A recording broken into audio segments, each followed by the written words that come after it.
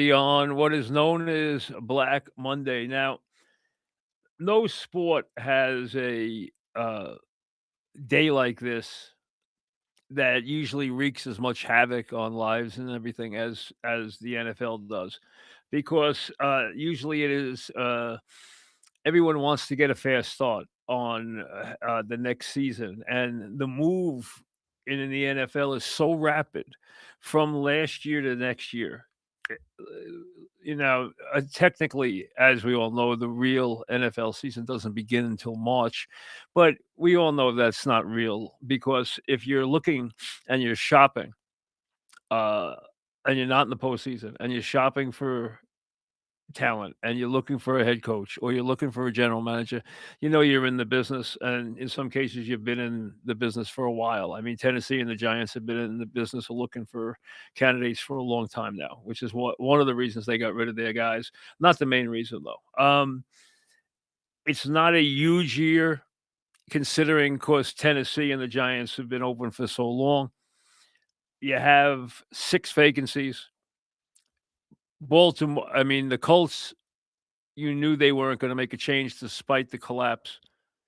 I mean, they're very unhappy with the collapse, but despite the collapse from 7-1 and 8-2 to finish the season the way they did, they have reasons for it. They know they have talent. They have work to do, obviously, at the, quarterback position. I'm not surprised on a number of levels that Cincinnati is not making a move. Burrow's going nowhere. Uh, they're not that far away. And, they also are an extremely, extremely frugal organization, by far the most frugal in all the sports in all of the NFL. The one that is most run still like a mom and pop shop. Even they can't run them that way anymore, but they more than anyone else. And what you're seeing in that regard, look at Atlanta as an example. Now, Arthur Blank, as you know, uh, has a brilliant business history. Um, a lot of people felt that he was led in the wrong direction by Rich McKay for many years. He's kind of moved on from that now. But what you're seeing there's a perfect example. He's utilizing outside forces to give him advice, 2 different advisory groups. And one of them really specializes in European sports. Number 2, he is clearly dividing the organization, and you're seeing this. As I've talked about this more and more in sports, and especially in the NFL because of the value of the franchises, you are seeing they are no longer mom and pop shops. In the old days, they were run by families, okay? They were run by a handful of people. Now they are enormous businesses, and they are splitting as businesses. You're gonna have people who run the business side, and you're gonna have people who run the football side. In some cases, you may even have a third that runs an operational side, which would be stadium management and the like, and they will come under the auspices of the business people, but still, you are seeing a separation and guys who specialize in all different parts. You'll have business people, financial people, marketing people, stadium people, and then your football people who will be there to produce the talent, to pick the players, to make the deals, to pick the front office personnel, to pick the coaching staffs. And you're seeing that separation now. Atlanta is a perfect example. They have business people, and they are now talking about hiring Matty Ice, to run the football operation. You see Troy Aikman moving in Miami as a very valued consultant. You already have heard that the Raiders have said that their general manager, after they got rid of Pete Carroll, which you knew they would, after 1 year. So think about that, Jet fans. Pete Carroll and his resume gets ousted after one dreadful season. and the Jets are going forward. That's all you need to know. That's all you need to know. Um, Not that I thought the Jets would make a change. I knew they wouldn't, considering who it was and the way they went about it and the way Woody went about it. I did not think they would, but they are headed off the cliff, completely off the cliff, despite his bravado, which I give him some credit for. It's not easy to have that kind of bravado when you've been all that bad. When you've been that bad, and he's been historically bad, to have that kind of bravado is rare. It really is, especially in New York. So give him credit for that, even though we all know it's nothing more than an act. Um, the bottom line is you are seeing this separation here. Tom Brady now will be a close consultant to the general manager on all football things, picking the head coach, uh, picking the number one draft pick, who will obviously be a quarterback since they have the first pick, the Raiders. Um, you are seeing these football guys move in, and guys Spielman has in Detroit, uh, Lynch obviously in San Francisco. You can go on and on and on, and you're seeing it more and more as we separate the business side from the football side, and we bring these ex-football players, ex-football stars into the fold as consultants. They serve a couple of purposes, including being extremely popular with the fan base, which is part of it. If you tell a fan base, "Hey, Matty Ice wanted this, Tom Brady wanted this, Troy Aikman wanted this," carries a little weight. Why doesn't it carry weight with Aaron Glenn? Well, first of all, Aaron Glenn isn't Troy Aikman, nor Tom Brady, nor Matt Ryan. He wasn't MVP in the league. Okay, he didn't win Super Bowls. Okay, I know Matty didn't either, unfortunately for him.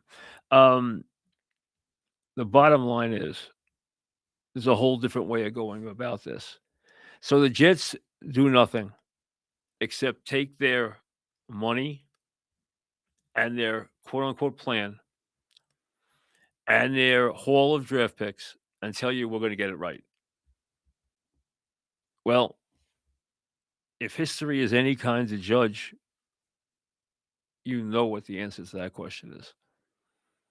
So you want to go down that road and believe and have that kind of belief in an absence of any kind of evidence, any kind of any iota of evidence that shows you that they have a clue what they're doing. Because they have shown you in the past they have no idea what they're doing. So there's nothing further to add today to the Jets situation. There's a lot to add to the Giants situation. Now, first off, it should not have come as a surprise to anybody. If you've been paying attention, if you have been listening, they were not going to jettison the general manager. This was not going to be based on their record. They are going to try to sell you that he's brought in some good young players and that we can build with that despite the record. Now, clearly it shows you where they have pinned the blame. Do I think they are moving in the right direction? Absolutely. I think they are. They found their young quarterback. I believe in him completely. I like some of the skill position people they have developed. I'm a big Scatterboo guy. I told you I was in college. I like some of the things they're doing now, but that is not why the general manager is here. As I've told you, there are other circumstances at play here, and they are still at play. And if you don't have a compassion for that, well, then there's no help for you anyway. But understand that there is a situation developing there that is going to run its course, and that is impacting where they are headed. They are If you wanna say the general manager doesn't deserve to be here, I think that is a very fair point of view. If you wanna say he has been a lucky person at the right time, right place to be in a position where the Giants were just not in a position to make wholesale changes in the hierarchy, you are right. He is. Would it have been different under different circumstances? Quite possibly. I wouldn't argue that fact with you because those aren't the facts. The facts are what they are, and that he was gonna stay,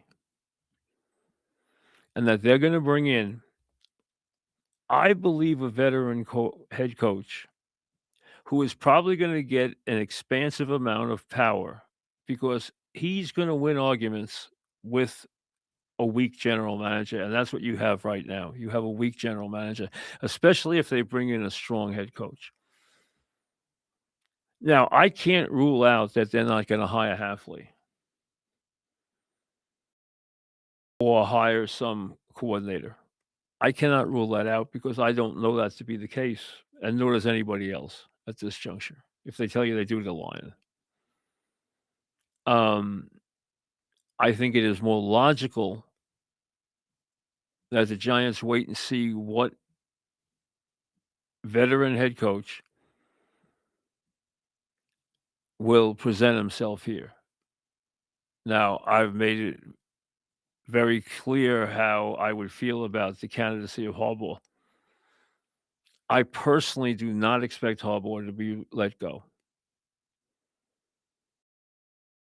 I can't tell you that he's not going to be. I can tell you this, though, that Baltimore has not been, despite having, let's be honest, despite having about as unlucky a run in the postseason as we have seen in recent modern time.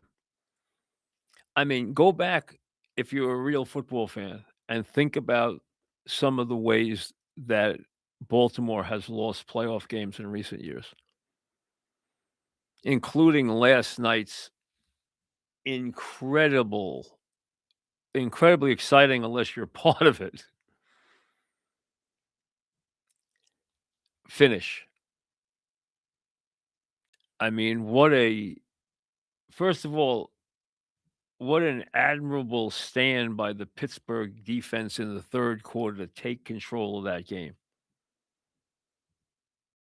from Haywood and Watt and what they got from in terms of just what the stadium tried to drive with the terrible towels in there and their noise, and it was just throwback football. And then clearly, and a lot of times Tomlin takes this very bold approach, and he did last night. He basically said, "I'm not getting beat by the running back. We are not getting beat by this running back. You might beat us through the air." And damned if they almost didn't. Because, I mean, just the way they played that 3rd and 1 play and absolutely did not cover anything on the other side of the field, allowing Flowers, who's a very quick player, to just go unchecked into the end zone for the 2nd time. I mean, if you saw the way they played that play, they had the whole defense moving to the left to try to stop a 3rd and 1 play on the ground.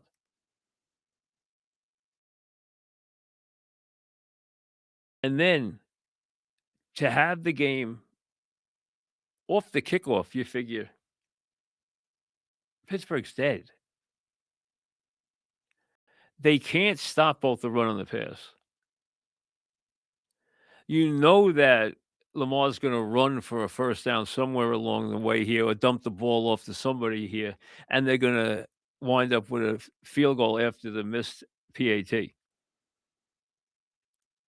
They get a very fortunate call on the penalty by the Ravens, which is a legitimate penalty, and then on 3rd down, remarkably, he doesn't get sacked, which would have pretty much ended the game because, they would have had to try 4th and 25.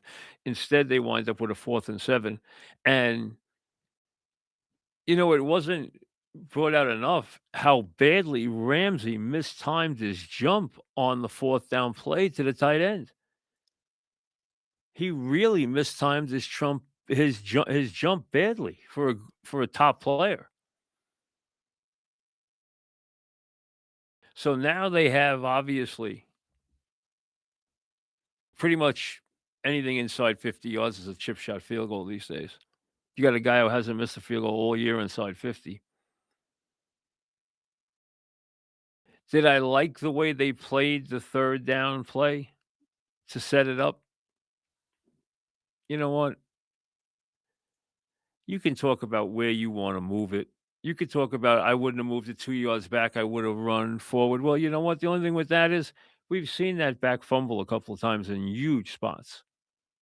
Don't think that hasn't gone through their heads because he's lost huge games that way. Despite his brilliance, he has lost the ball a couple of times, including the first game of the season where things already started going bad for Baltimore. I mean, we've seen Baltimore dominate games and then just hand them away with gifts. And we've seen them lose because Flowers made a huge mistake, and we see them lose because they got called for a horrific penalty, and we see them lose because Andrews drops a ball there's no way in the world he can drop. And then we see them lose again because a guy who hasn't missed a field goal inside the 50 leaves it wide right forever. Another wide right forever, and allows Pittsburgh a miracle win. Stunning. Did I think the field goal was automatic from 44? Only reason I didn't was one reason. He was a rookie. I don't care who you are. If you're a rookie, there's pressure in those kind of games. You haven't been through them before. I don't care who you are. If you've never done that before, there's pressure. Who knows what thought is climbing through your head? You heard him say after the game, I hit it off the 4th lace, and I knew I was in trouble when I hit it off the 4th lace. The bottom line is, you know what? If you play golf and you have a nice, just what's for you like a full wedge, and it's right down, all you gotta do is just go in, swing the club. It's gonna go your distance, whatever that distance might be, 100, 110, 105, 99, whatever it might be, and you just gotta drop it on the green, and that's it. It's your shot. You've made it a million times, and as soon as you took the club back that you took the club back wrong, and you're gonna hang it out right, or you pulled it left. As soon as you took it back, now you're not a pro, I'm not a pro, but the bottom line is you've made that swing on a wedge a million times and have hit him right where you wanted to hit him. And then that time you take it back, and as soon as you take it back, you're like, "Oh, no." He knew as soon as he struck that he had left it out right. And it becomes a miraculous night for the Steelers and for Aaron Rodgers, and a night of vindication for their kicker. And listen, I have respect for the Texans defense. It's the best defense in the sport. I don't think there's any question, and their uh, pass rush is gonna put a lot of pressure on it, Rodgers. I don't think there's any question about that. But I'm gonna tell you something. Watching a lot of TV today, as I do on this Black Monday, a lot of people have just said Pittsburgh has no chance. If you think Pittsburgh playing at home with their defensive personnel and their coaches don't have a chance against that Houston offense, considering how bad sometimes that Houston offense looks and how badly that Houston offense sometimes is coached offensively. There are times that Houston offense goes into funks that are just mind-boggling, where they don't even look like they know what they're doing. Go back to the Kansas City game, where Spags put them in a way in the 3rd quarter where they didn't even know which end was up. And don't be surprised if you see some of that against the Steelers. I would not count the Steelers out of that game by any stretch of the imagination. They should be underdog, and they are underdog, but I would not count them out by any stretch of the imagination.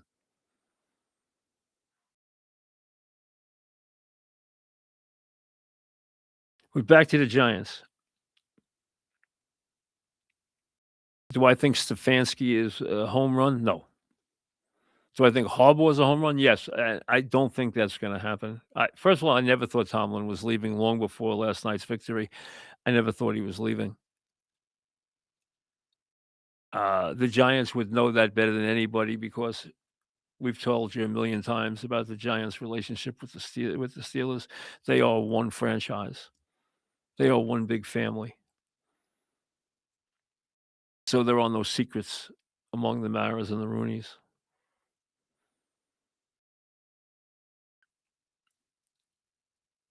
There are not a lot of for some reason, I don't see McCarthy being a Giant coach. That just could be me, but I just don't see McCarthy. I could see McCarthy coaching Arizona. I can see him coaching the Falcons. I can see him coaching the Titans. I don't see him coaching the Giants. I could see Stefanski coaching the Giants, but I just don't think that's anywhere near an automatic, considering how bad he's been. He's won 7 games in his last 2 years. I know he's been a two-time coach of the year. That means nothing to me. Give me the wins. Okay, he won 12 games one time. I think he won 11 the other time. He's had 2 really good years in 6 years as a head coach. That's fine. The last 2 years, he's won fewer games than the Giants, or as fewer games as the Giants.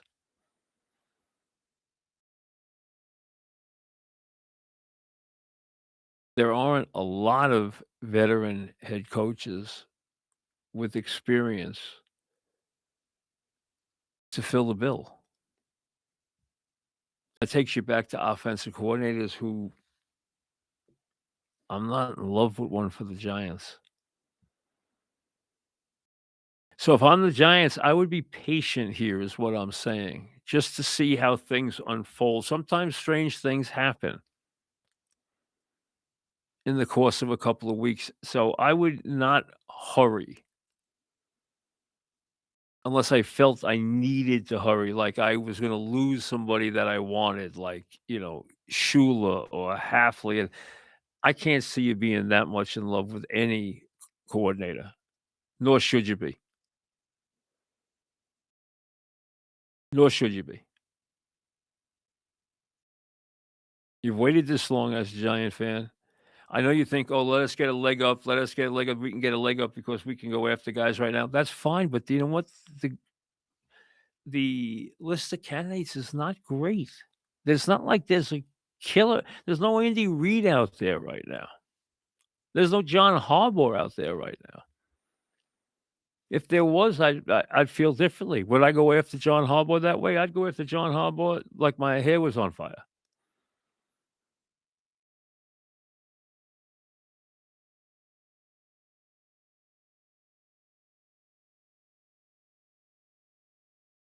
I don't think Baltimore's gonna be in that kinda hurry. First of all, it's hard to blame him.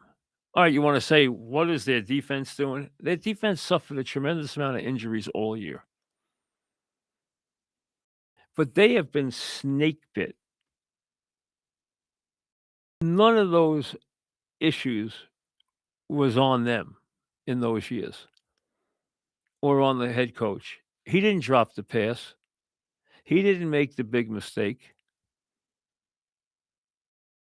He didn't miss the field goal. You wanna say they shouldn't have been in that position? Okay, they're the better team last night, I agree with that.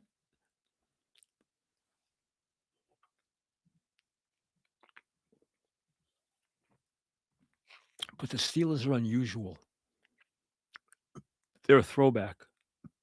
Their defense plays a lot better than the sum of the parts at times. And let's be honest, Rodgers made some throws last night. The throw to Thielen, I liked them getting Thielen just because I knew there'd be 1 or 2 times. That time, covered like a glove. The other time when he caught the 9-yarder on the last drive, the winning drive down the left sideline, didn't get the first down, got 9 big yards.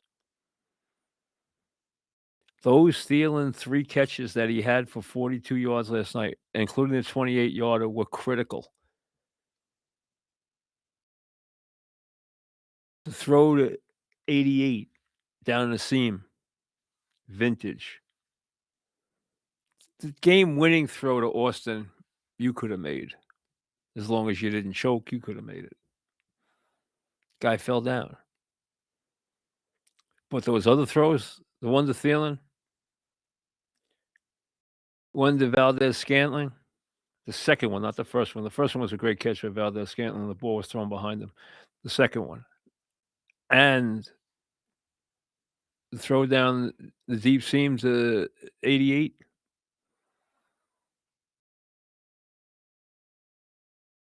That's a great throw. Great throw.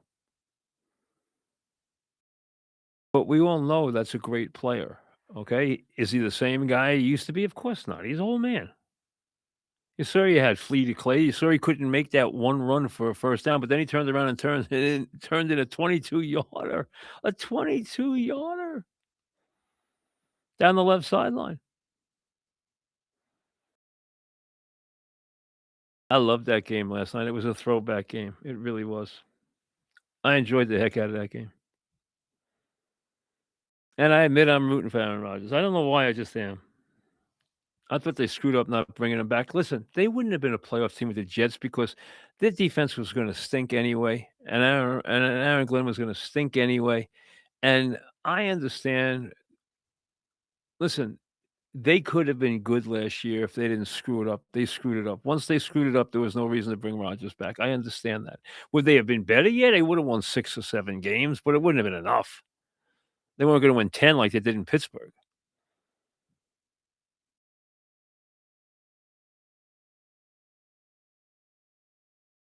But I don't even wanna talk about the Jets right now.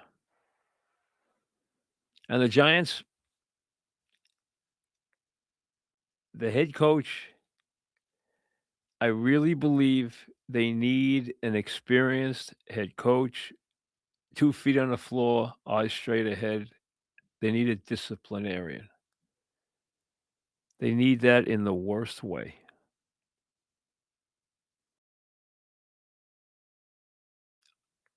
Do coordinators scare me? Immensely.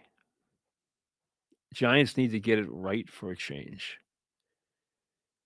And right now, I don't think the table's offering them a great chance to get it right.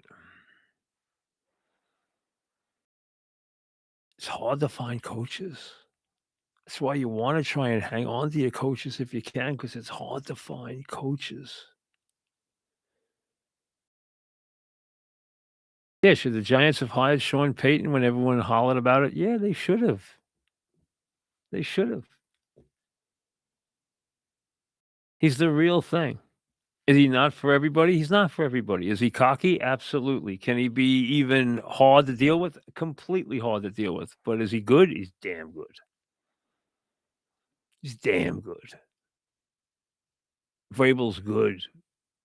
Sean's damn good.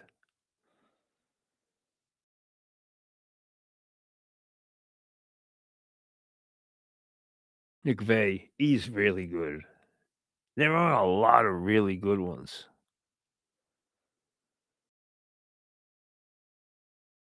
So just be patient. I know you're not happy with the GM. I could have told you this was going to happen because circumstances dealt those cards. Understand that it's not a normal situation. Sign up for the free Mike Francesa newsletter. You'll get exclusive content, contests, offers. Go to the Mike Francesa podcast and sign up. Bet Rivers Football Squares players who place a qualifying same game parlay of at least $10 on eligible NFL and NCAA football games will receive one standard entry into the weekly squares game. Winning standard squares will be awarded a prize up to $50 bonus bets. See app and website for more details. Looking forward to the college games this week. Rooting hard for Ole Miss. I rooted for hard for them against Georgia. I thought Indiana'd kill Alabama. I did think Ohio State would win. I was very surprised by their performance. And when they scored the touchdown with 13 minutes left to draw close on the Smith touchdown, I thought they would win. Give Miami credit. There was something missing in that Ohio State team. I think Indiana's clearly the best team. I was very disappointed in what Ohio State did Texas Tech did offensively. Their defense played great, but their offense could not have come up worse in a big game. Could not have come up worse. They were deplorable. And the Ole Miss quarterback's performance was one of the best quarterback performances I've seen in college in many, many, many years. He is easy to root for. So those will be fun. I think Indiana's the best team. I think everybody does. You got 6 games coming up this weekend, Saturday 2, Sunday 3, then the Monday night game. Rams 10 on the road over a Panther team that already beat them. This tells you something. I think that Adams will play. Bears kinda pick them with the Packers, and I think that is a pick 'em. No love lost between those 2 in a big way. Bills and Jags. Is this the year the Bills are gonna get on their quarterback's back and ride it to a Super Bowl? The Jags are good. That doesn't mean they're not gonna get beat by the Bills. It's gonna be a hard game. Very hard game. That's the early Sunday game. Then the Niners, who are all banged up. Hey, Trent Williams doesn't play, goodbye to the Niners. Goodbye to the Niners if he doesn't play. And I'm not even sure they can beat the Eagle running game anyway. Chargers and Pats, I think the Chargers are all banged up. Texans and Steelers, I already told you, I think the Steelers got a good chance for an upset. They're getting 3.5. I think they have a chance for an upset. That's the Monday night game. So, a lot of interesting games. These next couple of weeks are great. If you like football, you like playoff games, these are fun games. Obviously, Denver and Seattle get the Sam Darnold and Knicks are the quarterbacks of the number 1 teams. Knicks, who people knocked and knocked and knocked. Sam Darnold, who people said would never do anything. He's now the quarterback of the number 1 seed that won 14 games this year. Good for Sam. Busy week. A lot of action. Stay tuned. We'll see you later.